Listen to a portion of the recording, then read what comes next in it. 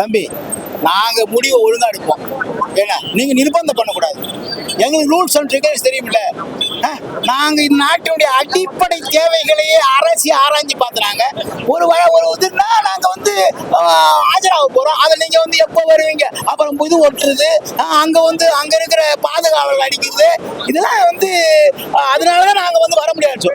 ஆனா வந்து இந்த நாட்டினுடைய அரசியலமைப்பை மதிக்கக்கூடிய ஒரு ஜனநாயகவாதி இருக்கிறாங்க, அது எங்க அண்ணன் சீமான் ஒரு தான். சரி, அதனால வரும். அது எங்க அண்ணன் கை அது வந்து ஆஜராகுதான் எங்க அண்ணனுக்கு தெரியும். இப்போ இந்த வழக்கு ஆஜரான பிறகு அண்ணனை கைது பண்ண போறோம்னு சொல்லியிருக்காங்க. அது கைது பண்ண எங்களுக்கு தான் கைது இருந்தா தூக்கம் வரும். எங்களுக்கு 13 ஆண்டு கால கைது தான் இருக்கிறோம். எங்க தாரக மந்திரமே வழக்கு இல்லாது விடியாது கிழக்கு. முடிஞ்சுதா? நீ கைது பண்ணுங்க. 2026 என்ன முதலமைச்சர் அப்ப பாத்துங்க. அதெல்லாம் சொல்றேன். முட்டுக்குலாம் கிடையாது, வேற மாதிரி இருக்காது. அவனு சொல்றது ஏன் சொல்றேன், நாங்க வேற மாதிரி ஸ்டைல். நாங்க தான் சொல்றோமே, கட்டடத்தை பெயிண்ட் அடிக்க வந்த ஆள் இல்ல, கட்டடத்தையே ஒழிச்சிட்டு புது கட்டணம். நன்றி.